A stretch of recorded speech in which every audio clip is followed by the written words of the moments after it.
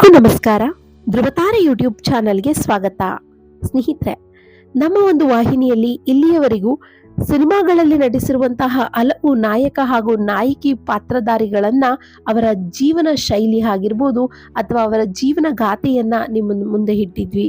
ಆದರೆ ಇದೇ ಮೊಟ್ಟ ಮೊದಲ ಬಾರಿಗೆ ಪೋಷಕ ಪಾತ್ರಗಳನ್ನ ನಿಭಾಯಿಸುವಂತಹ ನಟರು, ಅದರಲ್ಲೂ ಕೂಡ ಹಾಸ್ಯ ಕಲಾವಿದರಾಗಿದ್ದಂತಹವರು, ಕನ್ನಡ ಸಿನಿಮಾ ರಂಗದ ಹಾಸ್ಯ ಚಕ್ರವರ್ತಿ, ಹಾಸ್ಯ ಬ್ರಹ್ಮ, ಕನ್ನಡದ ಚಾರ್ಲಿ ಚಾಪ್ಲಿನ್ ಅಂತ ಕರೆಸಿಕೊಳ್ಳುವಂತಹ ನಟ ಟಿ.ಆರ್. ನರಸಿಂಹರಾಜುರವರ ಜೀವನಕ್ಕೆ ಸಂಬಂಧಪಟ್ಟಂತಹ ಮಾಹಿತಿಗಳನ್ನ ನಿಮ್ಮೊಂದಿಗೆ ಹಂಚಿಕೊಳ್ತಾ ಇದ್ದೇವೆ.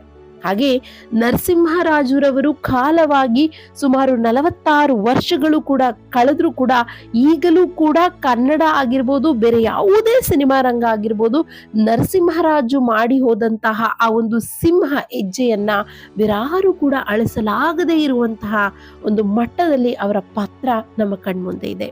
ಇಂತಹ ನಟನ ಜೀವನಕ್ಕೆ ನೀವೆಲ್ಲರಿಗೂ ಕೂಡ ಸ್ವಾಗತ. ಸ್ನೇಹಿತರೆ, ನಟ ಟಿ.ಆರ್. ನರಸಿಂಹರಾಜುರವರು ಜನಿಸಿದ್ದು 1923 ಜುಲೈ 24ರಂದು. ಹಾಗೂ ಇವರು ಮೊಟ್ಟ ಮೊದಲ ಬಾರಿಗೆ ಕನ್ನಡ ಸಿನಿಮಾ ರಂಗಕ್ಕೆ ಪರಿಚಯಗೊಂಡಿದ್ದು 1954ರ ಬೇಡರ ಕಣ್ಣಪ್ಪ ಸಿನಿಮಾದ ಮೂಲಕ. ಸ್ನೇಹಿತರೆ, ಈ ಸಿನಿಮಾ ಬಹಳಷ್ಟು ಮೊದಲುಗಳಿಗೆ ಸಾಕ್ಷಿಯಾಗಿತ್ತು.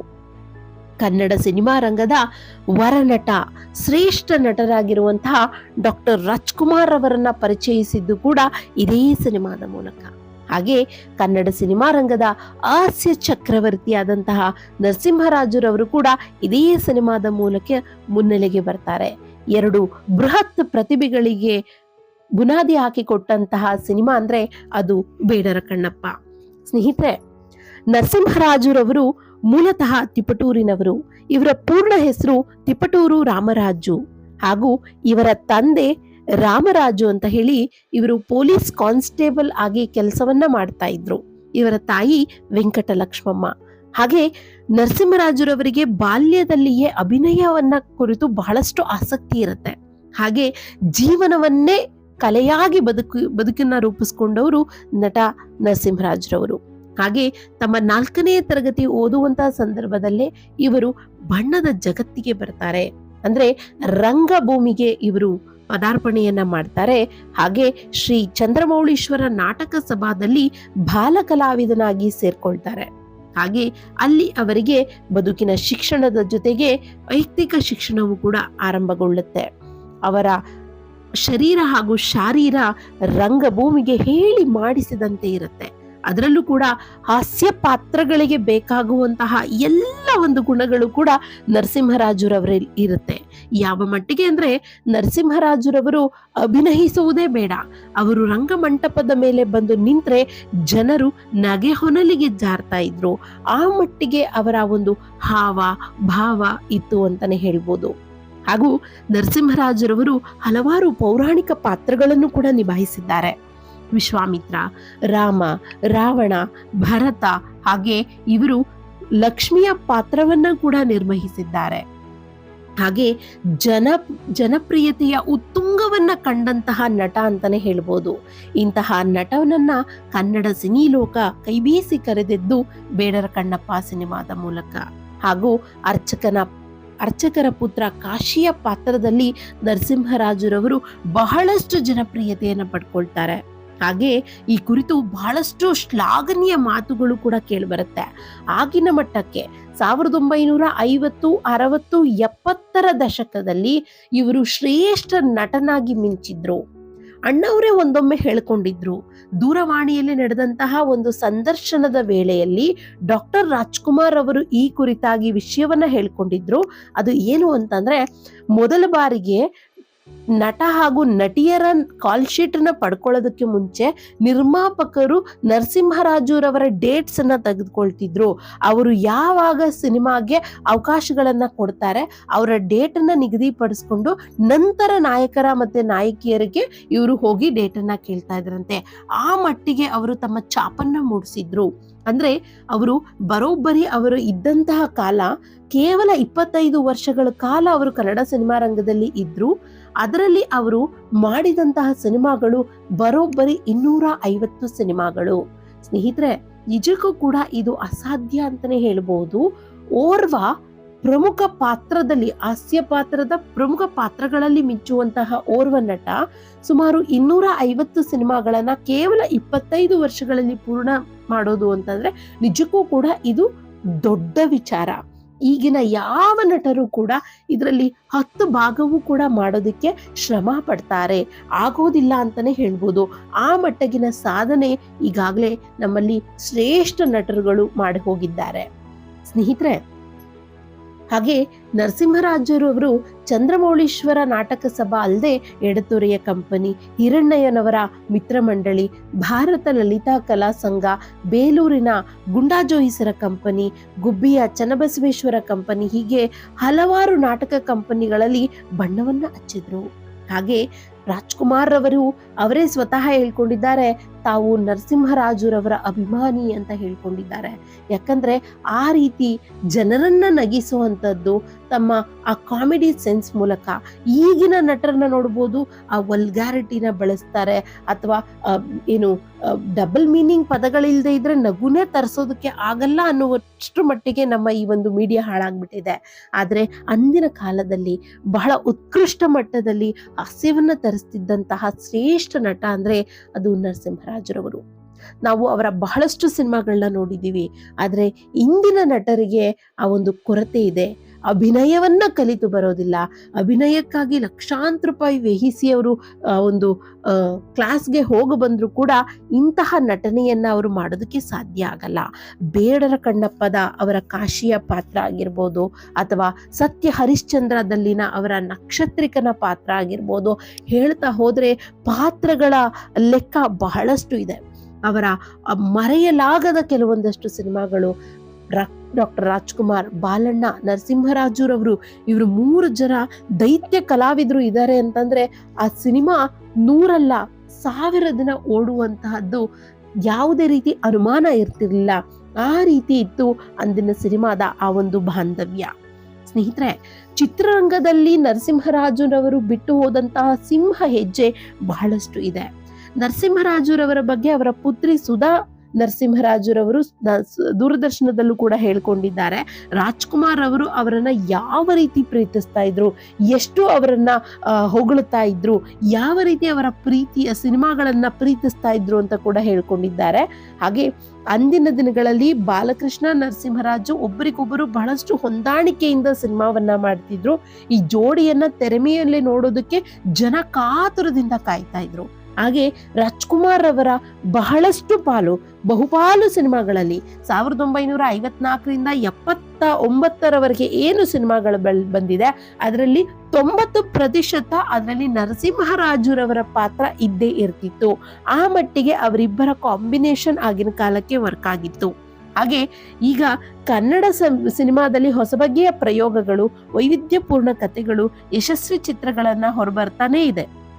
ಹಾಗೆ ಶತಮಾನದ 5, 6 ಮತ್ತು 7ನೇ ದಶಕಗಳು ಏನಿತ್ತು, 50, 60, 70ರ ದಶಕಗಳಲ್ಲಿ ಕನ್ನಡ ಚಿತ್ರರಂಗದ ಸುವರ್ಣ ಯುಗ ಅಂತಾನೆ ಹೇಳ್ಬೋದು. ಯಾಕಂದ್ರೆ ಆಗ ತಾನೇ ಸಿನಿಮಾ ರಂಗದಲ್ಲಿ ಒಂದಷ್ಟು ಬದಲಾವಣೆಗಳಾಗ್ತಾ ಇತ್ತು, ಹೊಸ ಮುಖಗಳ ಅನಾವರಣಗೊಳ್ತಾ ಇತ್ತು. ಅಂತಹ ಸಂದರ್ಭದಲ್ಲಿ ನರಸಿಂಹರಾಜುರವರು ಕನ್ನಡ ಸಿನಿಮಾ ರಂಗದಲ್ಲಿ ಒಬ್ಬ ಒಳ್ಳೆಯ ಹಾಸ್ಯ ಕಲಾವಿದರಾಗಿ ನಕ್ಷತ್ರದಂತೆ ಮಿಂಚುತ್ತಾ ಇದ್ರು. ಹಾಗೆ ಇವರು ಸುಮಾರು 250 ಸಿನಿಮಾಗಳಲ್ಲಿ ಹಾಸ್ಯ ನಟನಾಗಿ, ಪ್ರಮುಖ ಹಾಸ್ಯ ನಟನಾಗಿ ನಟಿಸಿದ್ದಾರೆ ಅಂತಂದ್ರೆ ನಿಜಕ್ಕೂ ಕೂಡ ನಂಬಲೇಬೇಕು. ಹಾಗೆ ಇವರನ್ನ ಶ್ರೇಷ್ಠ ಕಲಾವಿದ ಚಾರ್ಲಿ ಚಾಪ್ಲಿನ್ ಅವರಿಗೆ ಹೋಲಿಸಿ ಮಾತನಾಡ್ತೇವೆ. ಹಾಗೆ ಅವರ ಶರೀರ, ಶಾರೀರ್ಯ, ವಿಶಿಷ್ಟ ಬಗೆಯ ಹಾವ ಭಾವ ಎಲ್ಲವೂ ಕೂಡ ಬಹಳಷ್ಟು ಯುನೀಕ್ ಆಗಿದ್ದಂತಹವು. ಗ್ರಾಮೀಣರಿಗೆ ಅಂದ್ರೆ ಅವರ ಹುಬ್ಬು ಹಲ್ಲಿನ ಒಂದು ವಿಶೇಷ ಭಂಗಿ ಇದೆಯಲ್ಲ, ಅದನ್ನ ಬಹಳಷ್ಟು ಜನ ಮೆಚ್ಕೊಳ್ತಾ ಇದ್ರು. ಹಾಗೆ ನರಸಿಂಹರಾಜುರವರ ಅವಿಸ್ಮರಣೀಯ ಪಾತ್ರಗಳನ್ನ ನೋಡೋದಾದ್ರೆ, ಸ್ಕೂಲ್ ಮಾಸ್ಟರ್ ಚಿತ್ರದ ಭಾಮೆಯ ನೋಡಲು ತಾ ಬಂದ ಎನ್ನುವಂತಹ ಹಾಡಿನಲ್ಲಿ ಕಣ್ಸನ್ನೆಯಲ್ಲೇ ಕನ್ಯೆಯ ಮನಸೆಳೆದ ಎನ್ನುವಂತಹ ತಾನು ನೋಡಲು ಬಂದ ಹುಡುಗಿಯ ಆಡಿದರೆ, ಆ ಚಿನ್ಮಯ ಮೂರ್ತಿ ಶ್ರೀ ಗೋವಿಂದನ ಸ್ಥಾನದಲ್ಲಿ ಕುಳಿತ ಈ ಪೆಚ್ಚು ನರಸಿಂಹರಾಜು ಪಿಳಿ ಕಣ್ಸನ್ನೆ ಮಾಡಿದ್ದು ಕೂಡ ಮನಮೋಹಕವಾಗಿ ಕಾಣುತ್ತೆ ಆ ಸಿನಿಮಾದಲ್ಲಿ. ಹಾಗೆ ಶ್ರೀಕೃಷ್ಣ ದೇವರಾಯ ಚಿತ್ರದಲ್ಲಿನ ನರಸಿಂಹರಾಜು ಅವರ ತೆನಾಲಿ ರಾಮಕೃಷ್ಣನ ಪಾತ್ರವನ್ನ ನಾವು ಮರೆಯೋದಕ್ಕೆ ಆಗಲ್ಲ. ನಾವು ಪುಸ್ತಕದಲ್ಲಿ ತೆನಾಲಿ ರಾಮನ ಪಾತ್ರವನ್ನ ಓದ್ತಾ ಇದ್ರು ಕೂಡ ಆ ಒಂದು ಕಲ್ಪನೆಯಲ್ಲಿ ನಮಗೆ ನರಸಿಂಹರಾಜುರವರೇ ಬರ್ತಾರೆ. ಹಾಗೆ ಇತ್ತು ಅವರ ಒಂದು ಪಾತ್ರ. ಹಾಗೆ ಸತ್ಯ ಹರಿಶ್ಚಂದ್ರದಲ್ಲಿನ ನಕ್ಷತ್ರಿಕನ ಪಾತ್ರ ಮರೆಯಲು ಅಸಾಧ್ಯವಾಗಿದ್ದು, ಅವರ ಆ ಒಂದು ಡೈಲಾಗ್ ಇದೆಯಲ್ಲ, ಅಂಡಪಿಂಡ ಬ್ರಹ್ಮಾಂಡ ಅಂತ ಹೇಳಿ ಆ ಒಂದು ಡೈಲಾಗ್ ಅನ್ನ ಕೇಳ್ತಿದ್ದ ಹಾಗೇನೆ ಜನ ನಗೆಗಡಲಲ್ಲಿ ತೇಲಿ ಹೋಗ್ತಾ ಇದ್ರು. ಇಂತಹ ಶ್ರೇಷ್ಠ ನಟ ಕೇವಲ ಹಾಸ್ಯ ನಟನಾಗಿ ಉಳಿದಿಲ್ಲ, ಅವರು ನಿರ್ಮಾಪಕರಾಗಿಯೂ ಕೂಡ ಮಿಂಚಿದ್ರು. ಅವರೇ ನಟಿಸಿ ನಿರ್ಮಾಪಿಸಿದಂತಹ ಸಿನಿಮಾ ಪ್ರೊಫೆಸರ್ ಹುಚ್ಚುರಾಯ. ಹಾಗೆ ಈ ಒಂದು ಸಿನಿಮಾ ಬಹಳಷ್ಟು ದೊಡ್ಡ ಮಟ್ಟಕ್ಕೆ ಹೆಸರು ಮಾಡ್ತು.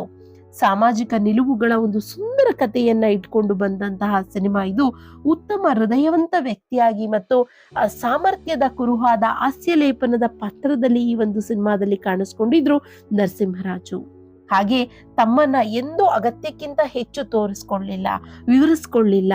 ತಮ್ಮ ಶ್ರೇಷ್ಠತೆಯನ್ನ ಅವರು ಎಲ್ಲಿಯೂ ಕೂಡ ತಾವು ಸಾರಿ ಹೇಳಲಿಲ್ಲ. ಅವರ ಪಾತ್ರಗಳು ಅವರ ಶ್ರೇಷ್ಠತೆ ಏನು ಅನ್ನೋದನ್ನ ಸಾರಿ ಸಾರಿ ಹೇಳ್ತಾ ಇದೆ. ಹಾಗೆ ನಗಬೇಕು, ನಗಿಸಬೇಕು, ಇದೇ ನನ್ನ ಧರ್ಮ, ನಗಲಾರೆ ಅಳುವೆ ಎಂದರೆ ಅದೇ ನಿನ್ನ ಕರ್ಮ ಎಂಬುದು ನರಸಿಂಹರಾಜುರವರ ಮೇಲೆ ಚಿತ್ರಿತವಾಗಿರುವಂತಹ ಒಂದು ನಕ್ಕರೆ ಅದೇ ಸ್ವರ್ಗ ಚಿತ್ರದ ಗೀತೆ.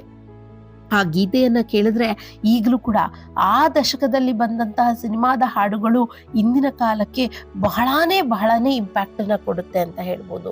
ಹಾಗೆ ತಮ್ಮ ಜೀವನದುದ್ದಕ್ಕೂ ಕೂಡ ಎಲ್ಲರನ್ನ ನಕ್ಕು ನಲಿಸಿ ನೋವನ್ನ ತಾವು ಉಂಡಿ ಬದುಕನ್ನ ಪ್ರೀತಿಸಿ ಹೋದಂತಹ ಜೀವ ನರಸಿಂಹರಾಜುರವರು.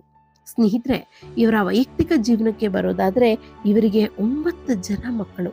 ಸ್ನೇಹಿತರೆ, ಈಗಲೂ ಕೂಡ ನಾವು ಸುಧಾ ನರಸಿಂಹರಾಜುರವರನ್ನ ನೋಡ್ಬೋದು. ಅವರು ಈಗಲೂ ಕೂಡ ಟಿವಿಯಲ್ಲಿ ಕಿರುತೆರೆ ಹಾಗೂ ಹಿರುತೆರೆಯಲ್ಲಿ ಕಾಣಿಸ್ಕೊಳ್ತಾ ಇದ್ದಾರೆ. ಶಿವರಾಜ್ ಕುಮಾರ್ ಅವರ ನಟನೆಯ ಸಿನಿಮಾ ಸಂಯುಕ್ತ ಸಿನಿಮಾದಲ್ಲಿ ಇವರು ಕೂಡ ನಟಿಸಿದ್ದಾರೆ. ನಾನು ನಿಮ್ಮ ಸುಧಾ ನರಸಿಂಹರಾಜು. ಹಾಗೆ ಸುಧಾ ನರಸಿಂಹರಾಜುರವರು ಇತ್ತೀಚೆಗೆ ಟಿವಿ ಸೀರಿಯಲ್ ನಲ್ಲೂ ಕೂಡ ಕಾಣಿಸ್ಕೊಳ್ತಾ ಇದ್ರು. ಇಂತಹ ಓರ್ವ ಶ್ರೇಷ್ಠ ನಟ ನಮ್ಮೆಲ್ಲರನ್ನ ಕೇವಲ ತಮ್ಮ 55ನೇ ವಯಸ್ಸಿಗೆ ಬಿಟ್ಟು ಅಗಲಬೇಕಾಯ್ತು. ಸ್ನೇಹಿತರೆ, ಬಹುಪಾಲು ನಾವು ಯಾರು ಕೂಡ ಹುಟ್ಟಿರಲ್ಲ. ನಮ್ಮ ಹುಟ್ಟಿಗೂ ಮುಂಚವೇ ಇವರ ಗತಕಾಲ ಆಗಿ ಹೋಗಿತ್ತು. 1979 ಜುಲೈ 20ರಂದು ಇವರು ಹೃದಯಾಘಾತದಿಂದ ನಿಧನರಾಗ್ತಾರೆ. ಸುಮಾರು ರಾತ್ರಿಯ ವೇಳೆ ಉಪಹಾರ ಸೇವಿಸಿ ಮಲಗಿದಂತ ಸಂದರ್ಭ ಬೆಳಗಿನ ಜಾವ 4:30 ವೇಳೆಗೆ ತೀವ್ರ ಹೃದಯಾಘಾತ ಸಂಭವಿಸಿದ ಕಾರಣ ಇವರು ಮನೆಯಲ್ಲೇ ಅಸುನೀಗ್ತಾರೆ. ಈ ರೀತಿ ಕನ್ನಡ ಸಿನಿಮಾ ರಂಗವನ್ನ 25 ವರ್ಷಗಳ ಕಾಲ ಆಳಿದಂತಹ ಶ್ರೇಷ್ಠ ನಟ, 250 ಸಿನಿಮಾಗಳಲ್ಲಿ ನಟಿಸಿದಂತಹವರು, ಎಲ್ಲ ಸಿನಿಮಾಗಳು ಕೂಡ ಮಾಡಿದಂತಹ ಬಹುಪಾಲು ಅಂತ ಹೇಳೋದಕ್ಕೆ ತಪ್ಪಾಗುತ್ತೆ, 100ಕ್ಕೆ 100 ಸಿನಿಮಾಗೂ ಕೂಡ ಇವರ ಸಿನಿಮಾ 100ಕ್ಕೆ 100 ಕೂಡ ಹಿಟ್ ಸಿನಿಮಾಗಳೇ ಅಂತ ಹೇಳ್ಬೋದು.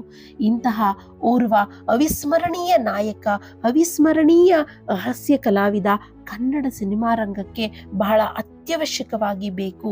ಇಂತಹ ಪಾತ್ರಗಳು ಮತ್ತೆ ಕನ್ನಡ ಸಿನಿಮಾಕ್ಕೆ ಬೇಕು. ನರಸಿಂಹರಾಜುರವರು ಕನ್ನಡ ಸಿನಿಮಾ ರಂಗ ಆಗಲಿ, ಭಾರತೀಯ ಸಿನಿಮಾ ರಂಗ ಆಗಲಿ ಎಂದಿಗೂ ಕೂಡ ಮರೆಯದ ಮಾಣಿಕ್ಯ ಅಂತ ಹೇಳ್ತಾ ಈ ವಿಡಿಯೋನ ಇಲ್ಲಿಗೆ ನಿಲ್ಲಿಸ್ತೇನೆ. ಹಾಗೆ ಈ ವಿಡಿಯೋ ನಿಮಗೆ ಇಷ್ಟವಾಗಿದ್ರೆ ದಯವಿಟ್ಟು ಲೈಕ್ ಮಾಡಿ, ಕಮೆಂಟ್ ಮಾಡಿ. ಹಾಗೆ ನರಸಿಂಹರಾಜುರವರ ಯಾವ ಪಾತ್ರ ನಿಮಗೆ ಅಚ್ಚುಮೆಚ್ಚು ಅನ್ನೋದನ್ನ ಕಮೆಂಟ್ ಮಾಡಿ ತಿಳಿಸಿ. ಧನ್ಯವಾದಗಳು.